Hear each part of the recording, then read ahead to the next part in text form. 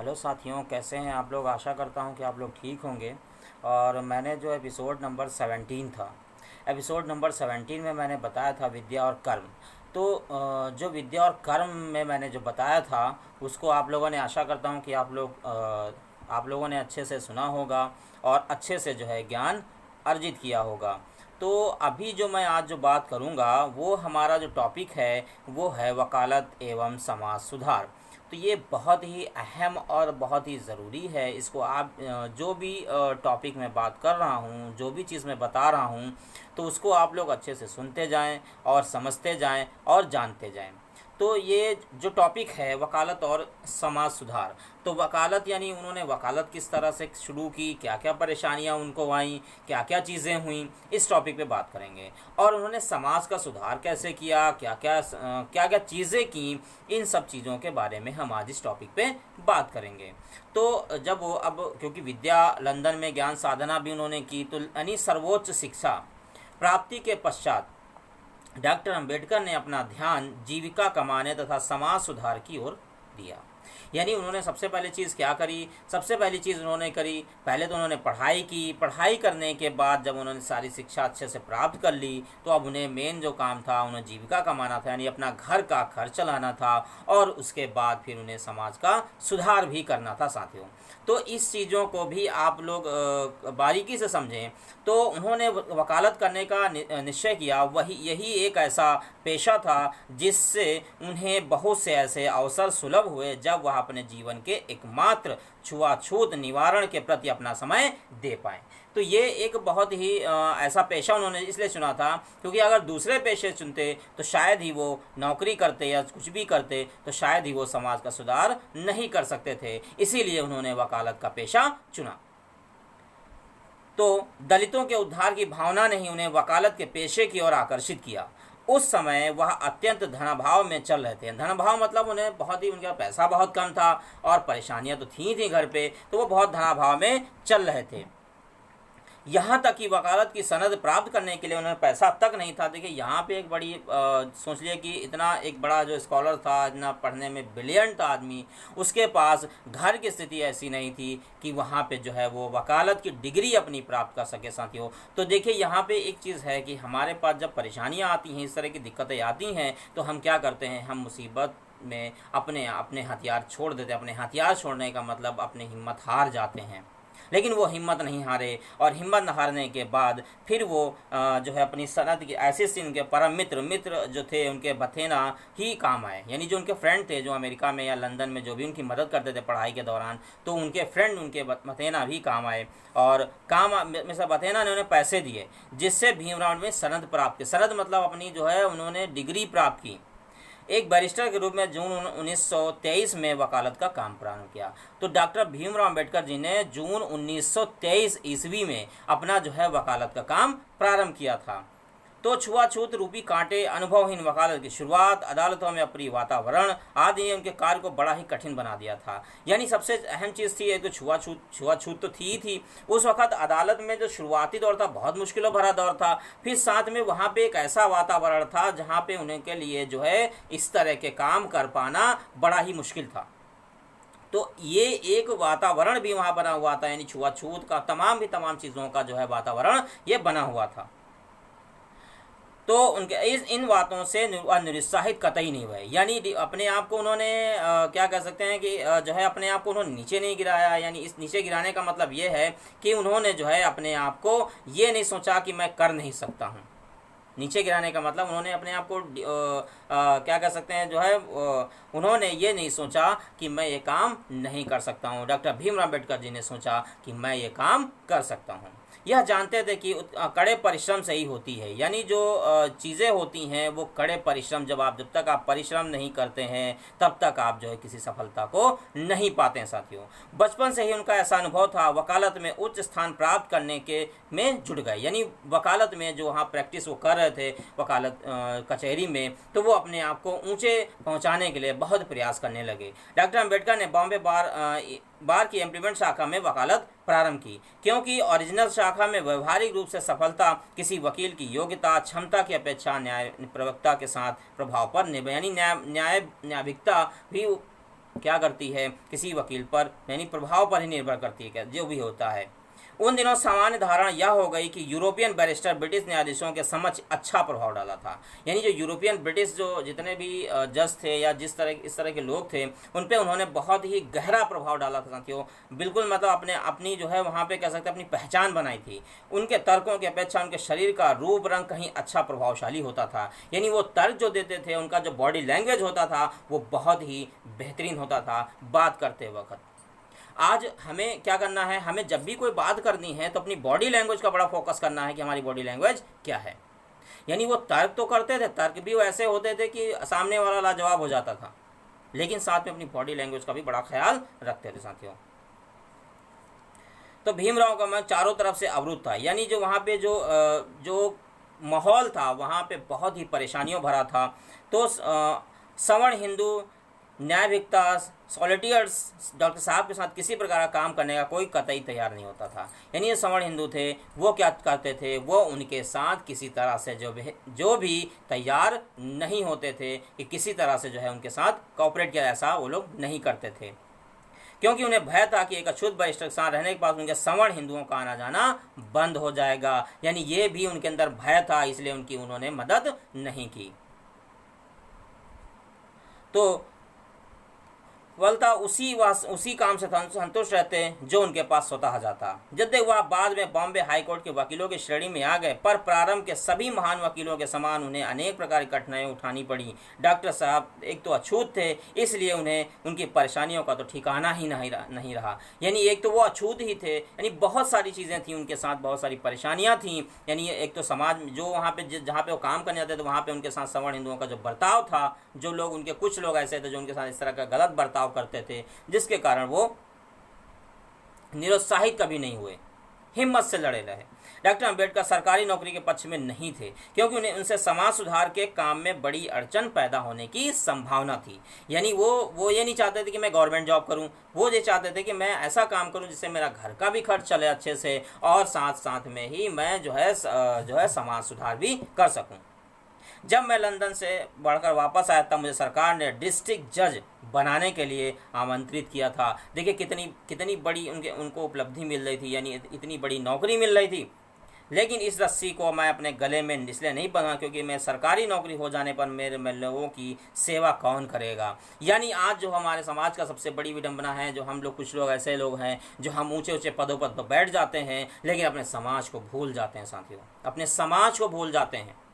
आज मैं इस वीडियो के माध्यम से बात कह रहा हूँ, आज हमें अपने समाज को देखना पड़ेगा। डॉक्टर भीमराव अम्बेडकर जी ने भी अगर शायद डिस्ट्रिक्ट जज की पोस्ट को अपना लिया होता तो आज जो हम यहाँ बैठकर मैं जिस तरह से आपसे बात कर रहा हूँ, जिस तरह से आपसे मैं यहाँ पे मैंने एजुकेशन हासिल की है और जिस तरह से मैंने पढ़ाई की है, जिस तरह मुझे किताब पढ़ने का मौका मिला है, शायद ही मुझे मौका मिलता और शायद ही आपको जो दूसरे लोग जो ऊंची पोस्टों पे आज बैठने का मौका मिला है तो शायद उन्हें बैठने का मौका नहीं मिलता साथियों।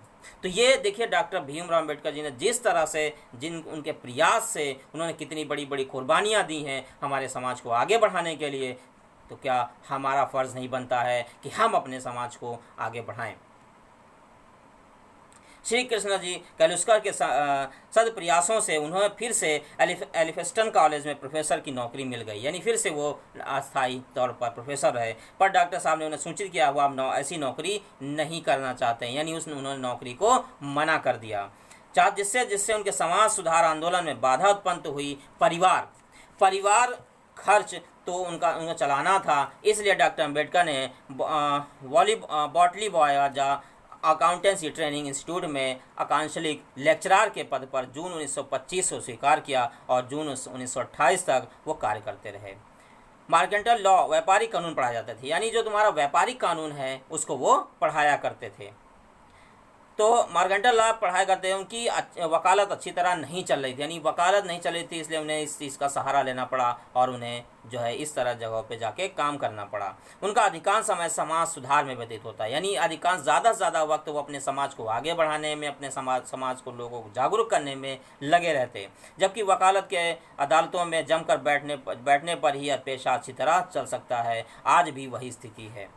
यानी हमें अपनी जो वकालत को चमकाना है तो हमें वकालत में बहुत मेहनत करनी पड़ेगी, यानी हमें कचहरी में लगातार वक्त देना पड़ेगा। लेकिन क्या हुआ, डॉक्टर भीमराव अम्बेडकर जी ने ज़्यादा से ज़्यादा अपना समय जो है समाज सुधार में दिया। उनके जीवन का प्रमुख उद्देश्य था जो वो अछूतोद्धार था, यानी अछूतों का उद्धार। डॉक्टर अम्बेडकर ने अपने अछूतोद्धार आंदोलन का शुभ आरंभ, यानी जो अछूतों को आगे बढ़ाने का काम, उनका उद्धार करने का काम 20 जुलाई सन 1924 के दिन बॉम्बे में बहिष्कृत हितकारिणी सभा की स्थापना से किया। यानी सबसे पहली चीज़ उन्होंने की 20 जुलाई 1924 को उन्हें अछूत बहिष्कृत हितकारिणी सभा की स्थापना की।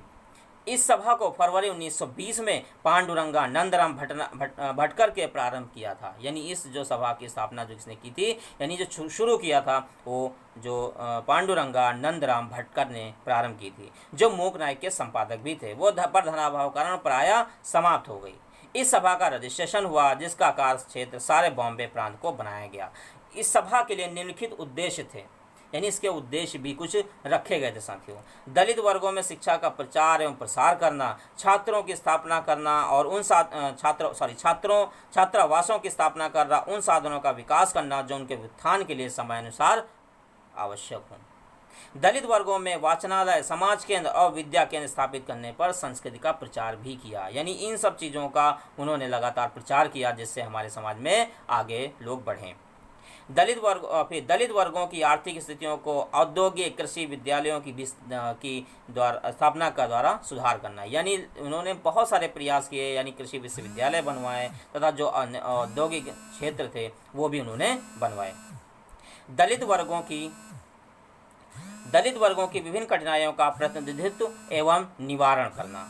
यानी उन्होंने इस सभा का अध्यक्ष सर C.H. सीतलवाड़ LLD को बनाया। यानी इनका जो किसको बनाया, CLLD को बनाया। उनके उपाध्यक्ष सर्वश्री मियर नासिम रुस्तम जी जिनवाला थे। G K Nariman, doctor R.P. Paranjay, doctor V.S. Chawda और V.G. खेर, जो बाद में बॉम्बे राज्य के मुख्यमंत्री बने। यानी क्या हुआ, जो ये लोग थे ये बाद में बॉम्बे राज्य के मुख्यमंत्री बन गए साथियों। प्रबंध समिति के अध्यक्ष डॉक्टर अम्बेडकर, उनके मंत्री श्री शिव तारकर और खजांची श्री N.T. जाधव थे साथियों। तो देखिए ये सारी चीज़ों को हमें जानने की ज़रूरत। तो साथियों देखिए जो है इस तरह के डॉक्टर पृथक, यानी जो उन्होंने काम किए, यानी जो प्रबंध समिति के अध्यक्ष डॉक्टर अम्बेडकर, जो श्री बाद में जो है उन्होंने जो उनके खजांची थे वो श्री N.T. जाधव थे।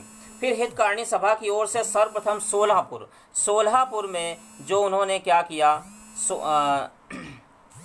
सोल्हापुर में छात्रालय की भी स्थापना की और बॉम्बे में वाचनालय तथा महार हॉकी क्लब खोले गए। यानी इस तरह के बहुत सारे काम डॉक्टर भीमराव अम्बेडकर जी ने अपने समाज को बढ़ाने के लिए किए साथियों। देखिए हमारे जो पूर्वज थे, यानी जो हमारे समाज को जिन्होंने आगे बढ़ाया, उन्होंने कितना काम किया और हम कितना जानते हैं उनके बारे में। हमें नहीं लगता कि ये बहुत ज़्यादा जानते हैं उनके बारे में, क्या क्या उन्होंने प्रयास किए, क्या क्या उन्होंने चीज़ों को किया और लगातार वो करते रहे। सभा का एकमात्र लक्ष्य था वो अछूतोद्धार था। साथ ही साथ स्वार्थों में लीन वर्तमान संस्थाओं दलितों की रक्षा भी करना था। डॉक्टर अम्बेडकर एक नए पृथक मार्ग की स्थापना कर रहे थे। एक यह महत्वपूर्ण प्रश्न यह भी उठ रहा था कि अछूतोद्धार तथा समाज सुधार से संबंधित उस समय अनेक संस्थाएं भी काम कर रही थीं, अनेक संस्थाएं जो है वर्क कर रही थीं। उनमें डॉक्टर साहब की आस्था नहीं थी, जो काम कर रही थी उनमें वो बिल्कुल भी आस्था नहीं रखते थे। उन्होंने कहा कि हिंदू परिवार सुधार तथा समाज सुधार में अंतर है। यानी क्या है, उन्होंने कहा कि हिंदू परिवार सुधार तथा हिंदू समाज सुधार में अंतर है, जिससे सामान्य आदमी नहीं समझ पाता। यानी जिससे क्या होता है, जो सामान्य आदमी, नॉर्मल आदमी है, वो उसको नहीं समझ पाता है। वे सभी संस्थाएं हिंदू परिवार सुधार तक ही सीमित है। समाज के पुनरुत्थान में बहुत कम रुचि थी। प्रार्थना समाज ब्रह्म समाज के कार्यकर्ताओं ने मानववादी दृष्टिकोण को लेकर सुधार की आवाज़ उठाई। छत्रपति साहू जी महाराज तथा सयाजीराव गायकवाड़ और अन्य नेताओं, समाज सुधारकों, बुद्धिजीवियों, महात्माओं, देशभक्ति आदि ने समाज सुधार तथा दलितोद्धार के प्रशंसनीय प्रयास किए।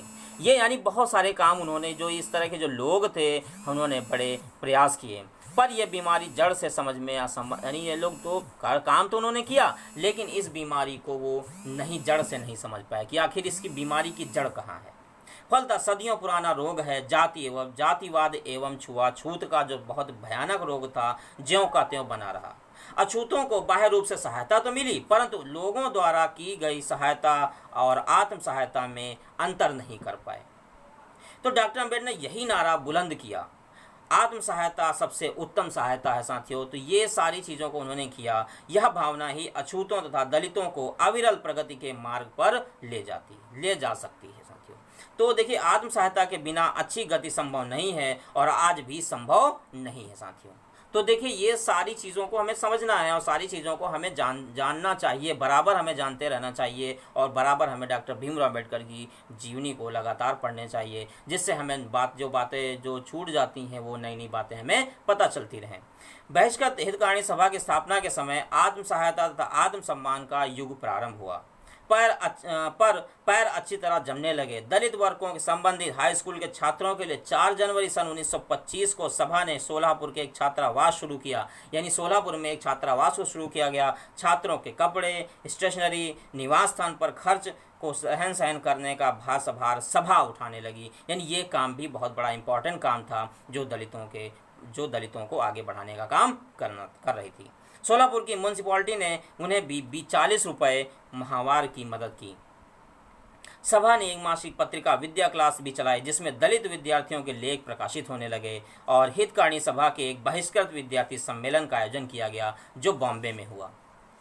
डॉक्टर साहब की ईमानदारी तथा कर्तव्य निष्ठा से प्रभावित होकर अब अछूत लोग उनकी ओर आकर्षित होने लगे, और लंदन से आने के बाद उन्होंने एक सभा का आयोजन भी किया, पर दलित वर्ग के अधिकतर सदस्यों ने भाग नहीं लिया। देखिए, उनके साथ उनके ही लोग नहीं खड़े थे जब उन्होंने काम को शुरू किया था। अगर हम काम करेंगे तो हमारे समाज वाले कुछ लोग भी हमारे साथ नहीं खड़े होंगे, लेकिन एक वक्त ऐसा आएगा कि उन लोगों को भी मेरे साथ या हमारे साथ सभी लोगों के साथ आना होगा।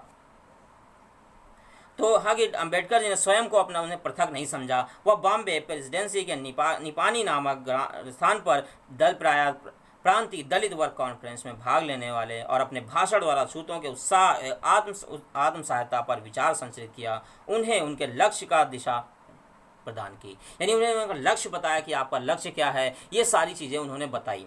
हमें भी ये प्रयास करना चाहिए कि हमें लोगों को उनके आत्मसम्मान की बातें बतानी चाहिए, कैसे आत्मसम्मान हमारा प्राप्त होगा। इस प्रकार जनता के लोकप्रियता उन्हें मिलती रही, लगातार वो बढ़ते रहे, यानी उनकी लोकप्रियता, यानी लोग उन्हें जानने लगे, जिससे वो और आगे बढ़ने शुरू कर दिए। रत्नागिरी जिले के मड़वाड़ नामक गांव में बॉम्बे प्रांत अस्पृश्य परिषद का पहला अधिवेशन सन 1925 में डॉक्टर भीमराव अम्बेडकर की अध्यक्षता में संपन्न हुआ। अभी तक महाराष्ट्र में अछूतोद्धार की लगभग सवर्ण हिंदुओं के हाथों में थी लगाम, यानी लगाम जो थी वो सवर्ण हिंदुओं के हाथों में थी, जिसके सामने निहित स्वार्थ कहीं अधिक महान, यानी जो निहित यानी पर्सनल स्वार्थ उनका जुड़ा रहता था।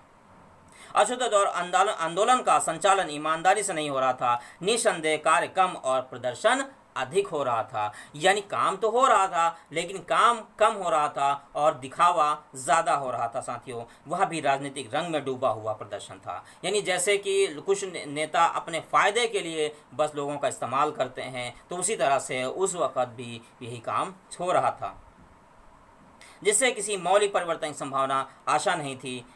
डॉक्टर अम्बेडकर की इच्छा भी थी दलित लोग स्वयं ही अपने आंदोलन का संचालन करें। डॉक्टर भीमराव अम्बेडकर जी खुद चाहते थे कि जो दलित है वो अपना जो है अपने जो सभा है या अपने जो प्रोग्राम है उसका संचालन खुद करे। वह स्वयं चाहते थे कि अछूतों में आत्मसम्मान की भावना पैदा हो और वे स्वावलंबन के साथ मालवाड़ गाँव के अलावा डॉक्टर भीमराव अम्बेडकर ने शिव तारकर के साथ गोवा भी गए और वहाँ कुछ लोगों के साथ संपर्क स्थापित करने के बाद वह बॉम्बे वापस लौट आए साथियों। तो देखिए, यहाँ पे ये सारी चीज़ें वो लगातार करते रहे और लगातार जो है वो समाज को सही करने का काम लगातार प्रयास करते रहे। देश के विभिन्न भागों में हो रहे दलित आंदोलन तथा घटनाओं पर भीमराव बड़े ही ध्यानपूर्वक अध्ययन करते थे, यानी जो भी चीज़ें पूरे जो है भारत देश में हो रही थी या जहाँ ये पूरे इस मुल्क में हो रही थी, जहाँ भी हो रहा था तो उसका बहुत अच्छे से वो विश्लेषण कर रहे थे। उन्होंने रामास्वामी नायर द्वारा प्रारंभ अछूतों के अधिकारों के लिए सत्याग्रह की प्रशंसा की और अपनी पत्रिकाओं में उनका विवरण प्रकाशित किया। सनय सनय मतलब धीरे धीरे दलितों का ध्यान डॉक्टर अम्बेडकर के आत्म उत्थान के और नारे की ओर आकर्षित हो रहा था। अप्रैल 1925 में उन्होंने जैजूरी नामक स्थान पर आम सभा में भाग लिया और अछूतों से कहा कि वह अपने बसने के लिए बंजर भूमि की मांग करें ताकि वह सम्मानित नागरिक की तरह अपना जीवन यापन कर सके। देखिए यहाँ पे उन्होंने एक छोटी सी चीज़ कही और बहुत ही इम्पॉर्टेंट चीज़ कही जिससे भी किसी तरह का नुकसान भी ना हो। उन्होंने कहा कि जो है हमें बंजर ज़मीन चाहिए जिससे जो है हम वहाँ पे घर बना कर रह सकें और जो है हम एक नागरिकता यानी हमें नागरिक समझा जाने लगे और अब जीवन यापन हमारा अच्छा हो। क्यों बंजर ज़मीन पे कुछ पैदा नहीं होता है। उन्होंने ऐसी ज़मीन नहीं मांगी जो उपजाऊ थी, उन्होंने ऐसी ज़मीन मांगी जिससे हमारा भारत देश आगे बढ़े और हम जो है आगे बढ़ें। बंजर ज़मीन मांगी जहाँ पे कुछ पैदा नहीं होता था, वहाँ पे उन्होंने गांव बसाने का मांग की। और जहाँ कहीं भी डॉक्टर साहब गए स्त्री पुरुष भारी संख्या में उनके दर्शन हेतु इकट्ठे हो जाते थे। निर्धनता से पीड़ित अछूत भाई बहन मैले कुचैले फटे पुराने कपड़ों में ही आया करते थे। उनमें निरुत्साह होता गया, अभाव की छाया बनती रही। बहुत सी स्त्रियाँ के पास तो तन ढकने के लिए पर्याप्त वस्त्र नहीं थे। इन असहाय चेहरों को देखकर डॉक्टर अम्बेडकर जी को बड़ा दुख होता था। उनका हृदय बहुत ही परेशान हो जाता था। हर की ऐसी अवस्था को उन्होंने प्रेम पूर्वक फटकारते हुए कहा, अरे तुम कितनी दुर्दशा में हो। तुम्हारे असहाय चेहरे देखकर और तुम्हारी दीनता भरे शब्द सुनकर मेरा दिल रो उठता है। यानी इस तरह की परेशानियां लोगों के साथ उस वक्त भी थीं। तुम अपने दीनहीन जीवन से दुनिया के दुख दर्द क्यों बढ़ाते हो? तुम अपनी माँ के गर्भ में ही क्यों न मर गए? अब भी मर जाओ, तुम संसार पर तुम्हारा बड़ा उपकार होगा। ये बात कही थी। ये क्यों कही थी, इसके पीछे कहने का उनका मकसद क्या था, ये भी मैं साथियों को बता रहा हूँ। यदि तुम्हें जीवित रहना तो जिंदा दिली बनकर जियो। यानी ऐसा नहीं है दुबक के बैठे हैं, जिसने कुछ कह दिया तो बस करना है। हमें अपने आप को बदलना होगा। बदलने के लिए हमें मेहनत करनी होगी, तभी हमारे अंदर बदलाव आएगा, नहीं तो कुछ नहीं आ सकता। जैसी हमारी स्थिति है हमेशा वैसे ही रहेगी, कोई भी उसमें बदलाव नहीं आएगा। हमें अपने आप को बदलना होगा, हमें अपने विचारों को बदलना होगा। हमें ऐसे विचारों को लेना होगा जो हमको और हमारे समाज को बदलें।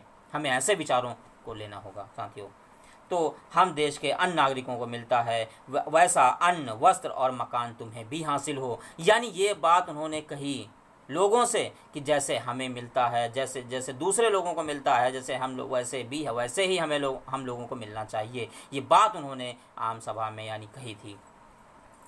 यह तुम्हारा जन्म सिद्ध अधिकार है। इन्होंने बात ये भी कही कि यह तुम्हारा जो है जन्म सिद्ध अधिकार है और इस अधिकार को प्राप्त करने के लिए तुम्हें ही आगे आना होगा साथियों। बड़ी मेहनत तथा दृढ़ता के साथ संघर्ष करना होगा साथियों। तो ये बहुत बड़ी बात लोगों को कही, तो कुछ लोगों ने तो माना और कुछ लोगों ने नहीं माना।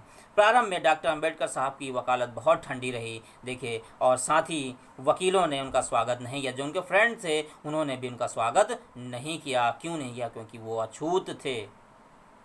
उल्टे विरोध ही किया। उनके ऐसा वातावरण पैदा कर दिया कि कोई मुवक्किल उनके पास नहीं आता साथियों। यहाँ तक कि वो कोर्ट में बैठने के लिए उन्हें कुर्सी तक नहीं मिलती। देखिए कितनी बड़ी परेशानियाँ आई, लेकिन वो हिम्मत नहीं हारे साथियों, और आगे बढ़ते गए। मेयर जिनवाला की सहायता से कोर्ट में बैठने के लिए उन्हें मुश्किल से एक स्थान मिला। निसंदेह उनके पास ऐसे दलाल नहीं थे जो उनके धंधे को चमका कर धंधाखोर बनाते। सोना तपने के बाद ही चमकता है। सोने में यहाँ जो मिसाल दी गई है वो सोने से डॉक्टर भीमराव अम्बेडकर जी की दी गई है, क्योंकि सोना जब तपता है यानी सोना को जब गलाया जाता है तभी उसमें चमक आती है, तभी उसका गहना बनता है। अगर सोने को ना गलाया जाए तो ना तो उसको हम फोल्ड कर सकते हैं, अगर हम ऐसे मोड़ेंगे तो वो टूट जाएगा। और जो तरह तरह की डिज़ाइन वाली औरतें हार और तमाम की तमाम चीज़ें पहनती हैं वो नहीं पहन पाएंगी, इसलिए सोना गलाया जाता है। तो सोने को डॉक्टर भीमराव अम्बेडकर जी की तुलना की गई है वो सोने से की गई है, जिसके कारण यानी उन्हें बताया गया सोना तपने के बाद निखार पैदा करता है। वकालत के प्रारंभ दिनों में उन्हें बहुत बड़े बुरे दिन भी देखने थे। एक और कभी कभी तो उनको पानी पीकर ही रहना पड़ता, दूसरी ओर सारा परिवार परेशान रहता। उनके बच्चों को कुछ मिल पाता, कुछ नहीं मिल पाता। उनकी पत्नी रमाबाई में बड़ा स्वाभिमान था। वो दिन काटने के लिए वह संतोष में रहती थी। देखिए उनकी पत्नी का भी बहुत अहम रोल था। उन्होंने जो है डॉक्टर भीमराव अम्बेडकर जी की यानी जो है जो बहुत ज़्यादा मदद की। मदद कैसे की साथियों? उन्होंने समाज को यानी हमारे समाज को बढ़ाने के लिए उनका भी योगदान रहा। उन्होंने किसी तरह का कोई भी ये बात नहीं की कि मुझे ये चाहिए, मुझे वो चाहिए, मुझे ऐसी चीज़ चाहिए, मुझे ये चाहिए, मुझे मतलब तमाम की तमाम इस तरह की कोई भी चीज़ डॉक्टर भीमराव अम्बेडकर जी की वाइफ ने नहीं डिमांड की, जिसके कारण वो हर तरीके से उनके साथ बराबर कंधे से कंधा मिलाकर चलती रहीं। कंधे से कंधा मिलाकर मतलब चलने का मतलब उन्होंने घर की बागडोर अपने हाथ में संभाल रखी और डॉक्टर भीमराव अम्बेडकर जी ने बाहर संभालने का काम किया, जिसके कारण आज हम लोगों को ये बहुत सारे मौके पढ़ने का तमाम के तमाम में मौके जो प्राप्त हो रहे हैं, जो हम अच्छी सी नौकरियां कर रहे हैं वो मिले। हमें रमाबाई जो थी उनका भी बहुत बहुत धन्यवाद करना चाहिए कि उन्होंने कितना बड़ा उन्होंने बलिदान दिया है और कितनी बड़ी उन्होंने जो है परेशानियां झेली, फिर भी लेकिन डॉक्टर भीमराव अम्बेडकर जी को अपने मार्ग से हटने के लिए नहीं कहा साथियों। कहा बराबर निरंतर आप चलते रहे, हम आपके साथ हैं। हर परेशानी में, हर दुख में उनके साथ खड़ी रहीं। यही हमारे घर के जो सदस्य हैं, हमारे घर की जो औरतें हैं, उनको भी चाहिए, जिसके कारण समाज हमारा तभी बदलाव आएगा।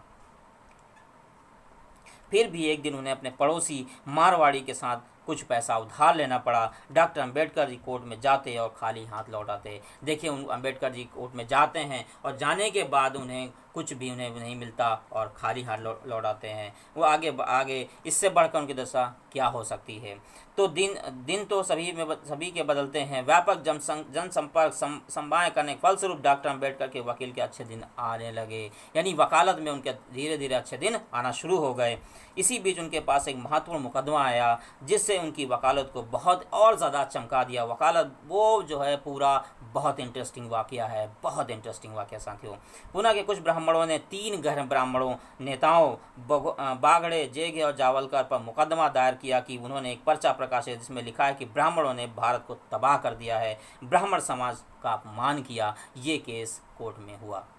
अब देखिए केस ये इनके पास आया, ब्राह्मणों की ओर से पुणे के प्रसिद्ध वकील भोप तकर यानी थे। और जब वह मुकदमा सेशन जज के सामने आया तो डॉक्टर अम्बेडकर ने अपनी योग्यता और सबल ढंग से अभियुक्तों की वकालत की और अक्टूबर 1926 में वह मुकदमे में विजयी हुए। देखिए कितना बड़ा उन्होंने इस केस के बाद उनकी ज़िंदगी में बदलाव आया और उनकी वकालत चेंज हुई, मतलब वकालत जो है उनकी चमक गई। व्यक्तित्व और सामाजिक दृष्टि से इस विजय का बड़ा महत्व व्यापक था। न केवल डॉक्टर साहब ने बल्कि संपूर्ण दलित वर्ग के लिए एक बैरिस्टर के रूप में वह धीरे धीरे चमक रहे थे।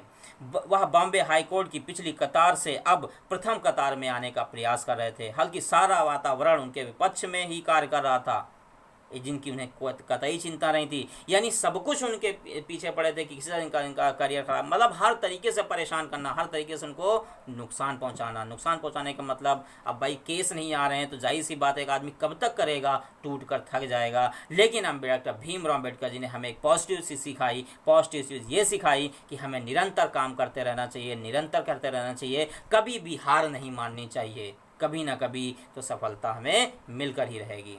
मुकदमे की यह घटना बड़ी ही रोचक है। एक दिन वह व्यक्ति बैरिस्टर अम्बेडकर को ढूंढते हुए उसी स्थान पर आ पहुंचा वह जहां वह रहते थे। उनके पुत्र यशवंत ने डॉक्टर अम्बेडकर जी को सूचना दी और बाहर आए। उन्हें देखकर वह व्यक्ति रोने लगा और भारी स्वर में बोला, आप मेरे मुकदमे की पैरवी कीजिए। देखिए लोग उनके घर आना धीरे धीरे शुरू हो चुके थे। मालूम हुआ कि मुकदमे में इस व्यक्ति को सेशन जज की द्वारा फांसी सुनाई जा चुकी है, जिसकी अपील हाई कोर्ट में की गई है।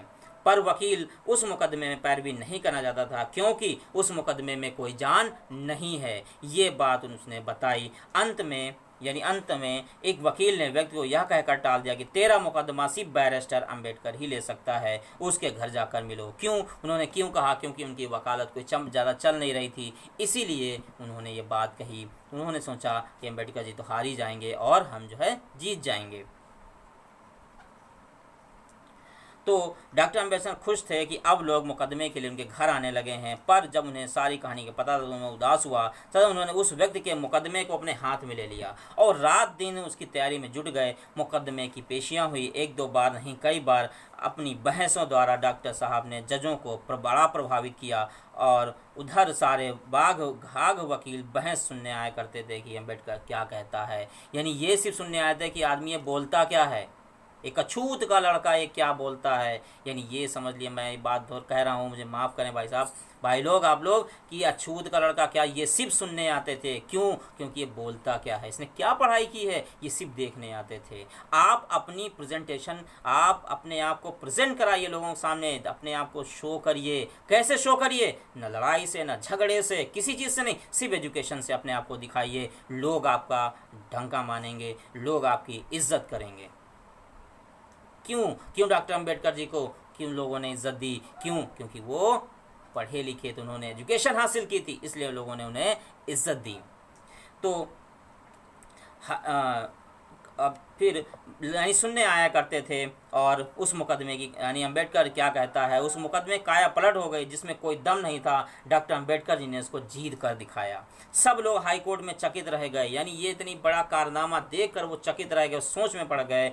उसी उनकी क्षमता दस्ता लोगों का, यानी कि जो है वो बहुत ज़्यादा मतलब सोचने लगे कि जो है इस तरह का काम कैसे हो गया। डॉक्टर अम्बेडकर की एक योग्यता में रूप में धूम मच गई और उनकी क्षमता दस्ता के लोगों का विश्वास निरंतर बढ़ने लगा, जिसके कारण अनेक मुकदमे आने लगे। अब वह व्यस्त रहने लगे। बैरिस्टर पर ऐसे ही मुकदमे आते गए और जीतने की कोई गुंजाइश नहीं होती वह, परंतु वह अपनी योग्यता और ठोस तर्कों से उन्हें जीत लिया करते थे। जब उन्होंने प्रथम मुकदमा जीता तो श्रमिक बस्तियाँ, ये पहली बार हुआ, तो श्रमिक बस्तियों ने बड़ी खुशियाँ मनाई और बॉम्बे के कोने कोने में उनका नाम फैल गया। डॉक्टर अम्बेडकर अब भी इम्प्रूवमेंट ट्रस्ट चाल में रहते थे, जहाँ उनके माँ बाप एक समय से रहा करते थे।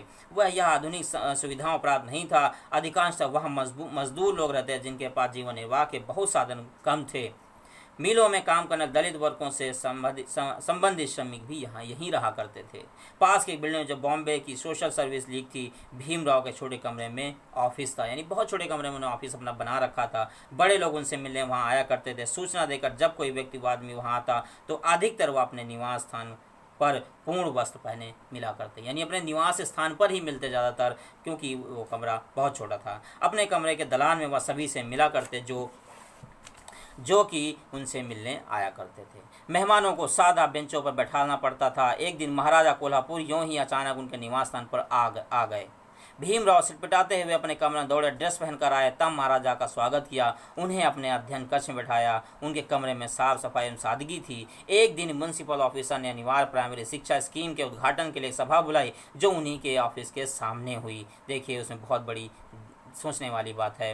मुस्लिम नेता मौलाना शौकत अली खां भी वहां आए हुए थे, जो भीमराव से भी मिले। अली साहब मोटे थे। भीमराव के हंसते हुए उन्होंने कहा कि वह अपने विशाल शरीर को सभा समाप्त होने तक एकत्र भीड़ में संभाल कर आना था, कहीं किसी से टकराना। ये तो खैर उन्होंने उनसे मजाक किया, यानी जो कौन थे, मौलाना शौकत अली खां साहब। बैरिस्टर होने के साथ साथ डॉक्टर भीमराव विविध प्रकार के काम भी करते थे, यानी अलग अलग काम करते थे। कुछ ऐसे अवसर भी है जब वह शिक्षा जगत में फिर से जा सकते थे, अथवा विधान परिषद व बॉम्बे म्यूनिसिपल कॉरपोरेशन के सदस्य मनोनीत हो सकते थे, यानी ये भी उनके सामने मौका आया। इसी बीच सिडेनहम कॉलेज के प्रिंसिपल पद का रिक्त हो गया। उस समय सारे बॉम्बे शहर में उनसे अधिक अयोग्य आदमी उस पद के लिए कोई नहीं था। देखिए, ये भी एक बहुत बड़ा उन्हें अवसर मिल रहा था। वहाँ प्रोफेसर भी रह रुके चुके थे। उनकी इच्छा प्रिंसिपल बनने की नहीं थी, वह प्रगतिशील विचारों के व्यक्ति थे। डॉक्टर आर पी परांजय ने भीमराव को नियुक्त करने में असमर्थता दिखाई, यानी नहीं कर सके ये काम। तो इस संबंध में श्री कैलेस्कर डॉक्टर परांजय से मिले और अनुरोध किया कि भीमराव को प्रिंसिपल बनाया जाए। भीमराव को प्रोफेसर का पद पुनः देने पर राजी हुए, परंतु उन्होंने वापस स्वीकार नहीं किया। देखिए, यहाँ पे कितने बड़े बड़े उन्होंने बलिदान दिए हैं, कितनी बड़ी बड़ी उन्होंने नौकरियाँ छोड़ दी। चाहते तो वो भी कर लेते और हमको छोड़ देते, क्या उनका जाता था? कुछ भी नहीं जाता। लेकिन उन्होंने इतनी परेशानियाँ होने के बाद भी उन्होंने कोई बहुत बड़ी नौकरी नहीं की और हमारे समाज को आगे बढ़ाने का बड़ा ही प्रयास किया उन्होंने, साथियों। तो भीमराव ने श्रीकर उसका लिखा, प्रोफेसर की नौकरी करना नहीं चाहते क्योंकि वह अछूतोद्वार आंदोलन में बाधक सिद्ध हो जाएगी। बाधक मतलब वो रुकावट बन जाएगी।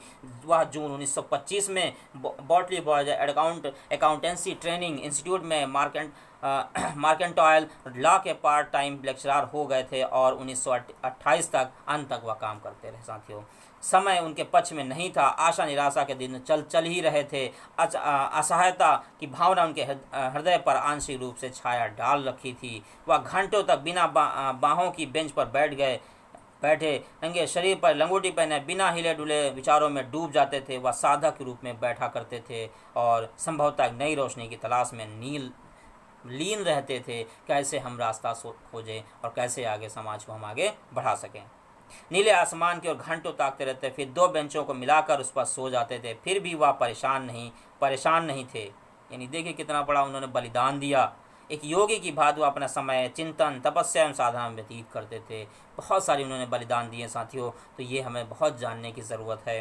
दुनिया के सभी महान लोगों के सामने मुसीबत के दिन आए, निराशा के क्षणों का उन्होंने साक्षात्कार किया। भीमराव का जीवन कोई अपवाद नहीं था। उन्होंने तो कहीं अधिक मुसीबत और निराशा के क्षणों का सामना किया। दुख से पीड़ित नंगे भूखे लोगों उनके पास मुकदमे के संबंध में आया करते थे। यानी परेशान लोग भी आते थे, फिर भी वो मदद उनकी किया करते थे। वह उनकी बातों को शांतिपूर्वक सुनते और उनकी कठिनाइयों का निवारण करते, ताकि वह स्वयं भी उसी दयनीय स्थिति को देखकर द्रवित होते। इसी बीच डॉक्टर अम्बेडकर के परिवार में एक और पुत्र ने जन्म लिया, उनका नाम राजरतन रखा गया।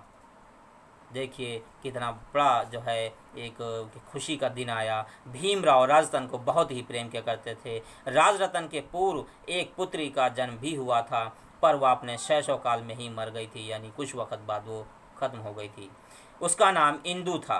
रमाबाई का स्वास्थ्य अब कुछ बिगड़ चुका था, अतः भीमराव ने उन्हें स्थान परिवर्तन की दृष्टि से यशवंत तथा राजरतन सहित कई दूसरे स्थान पर भेज दिया था कि आप दूसरी जगह जाकर रहें और अपने आप को स्वस्थ करें। उनके बाद कई दूसरे जिलों से आदमी उनके पास टपके उनके पास ठहरे। भीमराव ने भोजन कर खिलाया और सुबह कोर्ट जाने से पूर्व चाय डबल रोटी गर्म करके दी। और शाम को दोनों व्यक्ति उस समय चकित जब उनका नेता उनके रात्रि भोजन को तैयार कर रहा था, उनका इंतजार कर रहा था। देखिए कितना बड़ा उन्होंने काम किया। 1927 के प्रारंभ में कोरेगांव के युद्ध स्मारक के पास अछूत समुदाय का एक सम्मेलन हुआ। इस स्थान पर जो ऐतिहासिक महत्व का प्राप्त कर चुका था। 1 जनवरी सन 1818 ईस्वी को ईस्ट इंडिया कंपनी के सैनिक अधिकारी कैप्टन स्टॉकमैन और बाजीराव पेशवा का युद्ध हुआ था। देखिए यहाँ पे जो भी चीज़ें मैं बता रहा हूँ इसको आप लोग गौर से सुने। कैप्टन की सेना में 500 सैनिक थे जो महार थे और 250 तो घुड़सवार थे, जिनमें अधिकांश महार तक घोड़े अरब थे।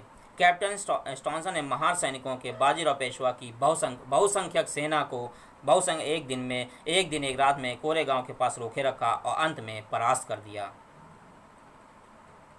यहीं पर अछूतों के सम्मेलन को संबोधित करते हुए डॉक्टर भीमराव अम्बेडकर ने कहा, सैकड़ों महार 1818 में यहाँ युद्ध में कंपनी सरकार तथा ब्रिटिश सरकार की ओर से युद्ध में वीरतापूर्वक लड़े और हताहत हुए। ब्रिटिश सरकार की ओर से इसका पुरस्कार क्या मिला? ब्रिटिश सरकार ने महार जाति को गैर लड़ाकू जाति घोषित करके, यानी जो महार जाति थी उसको गैर लड़ाकू घोषित करके महारों की सेना में भर्ती कानून बंद कर दिया। यानी महारों को अब उन्होंने भर्ती करना बंद कर दिया। क्या यह महार जाति का अपमान नहीं है? ब्रिटिश सरकार की कितनी कृतज्ञता है। आप इस अन्याय के विरुद्ध आंदोलन करें ताकि सरकार को आपकी नीति बदलने का मजबूर किया जा सके। यह सारी चीज़ें भी महार जाति के साथ हुई। डॉक्टर अम्बेडकर निश्चय ही स्पष्ट वक्ता थे। यानी वो जो भी बात करते थे वो क्लियर बात करते थे, उसमें कोई छुपाते नहीं थे। कोई भी बात जो भी करते थे वो क्लियर बात करते, सही बात कहने के लिए किसी का लिहाज नहीं करते थे। यानी वो सोचते नहीं थे कि किसी को अच्छा लगे या बुरा लगे, जो बात सही है उसको हमें कहना है, बस कहना है। अपने दलितों को भी वह ताड़ना देते ताकि वो मांस मदिरा त्याग दे, बच्चों को पढ़ाएं और सफाई से रहें। यानी ये भी कहते थे कि यानी वो जो है साफ़ सफाई से रहें और बच्चों को पढ़ाएं। देखिए साफ़ सफाई पर उन्होंने कितना ध्यान दिया है। डॉक्टर अम्बेडकर जी का काम दोनों समाज और राजकीय क्षेत्र में ख्याति प्राप्त करते रहे थे। हाँ कि आर्थिक दृष्टि से उनकी स्थिति जो है अच्छी नहीं बन पाई थी। सन 1927 में सरकार ने उन्हें जो है बॉम्बे लेजिस्लेटिव काउंसिल का सदस्य मनोनीत किया करता था, यह उसके कर्म योग तथा ज्ञान योग का ही फल है कि धनाभाव की स्थिति में वह प्रगति की दिशा में निरंतर, यानी इतनी सारी परेशानियां थी, पैसे की तमाम परेशानियां थी, लेकिन लगातार वो जो है क्या है कि धनाभाव के कारण भी वो निरंतर आगे बढ़ते चले जा रहे थे। साथ में दलित समाज की सदियों में डूबी नौका को भी किनारे लाने के व्यस्त होते रहे, यानी वो दलितों की जो जो नौका थी, जो बीच मझधार में फंसी हुई थी, उसको भी निकालने का वो लगातार प्रयास करते रहे। यहीं से उनके लिए भारी चुनौतियों का एक और दौर प्रारंभ हुआ, जिसका मुकाबला उन्होंने अपनी बल, बुद्धि और धीरज और धर्म के साथ दिया। यानी उन्होंने बड़ा धीरज और मतलब अपने दिमाग, ज्ञान से और धैर्य से, यानी सब्र के साथ उन्होंने काम किया। साथियों देखिए, ये जो मैंने चैप्टर आपको बताया है वकालत और समाज सुधार, ये बहुत इंपॉर्टेंट चैप्टर, उन्होंने कितनी कितनी परेशानियाँ जो है उन्होंने झेली और कितनी कितनी परेशानियों से उन्होंने समाज को आगे बढ़ाने का काम किया। तो हमें भी चाहिए कि हम इस तरह के प्रयास लगातार हम करें और जिससे जो है हम आगे बढ़ सकें। तो इस चैनल को लाइक करें, सब्सक्राइब करें और जो पास में बेल आइकन है उसको भी क्लिक करें। कल जो नेक्स्ट एपिसोड होगा, एपिसोड नंबर 19, उसमें मैं बाह्य स्वरूप को बताऊंगा, उनके बाहरी स्वरूप कैसा था, इन सारी चीज़ों के बारे में नेक्स्ट एपिसोड में बात की होगी। Thank you.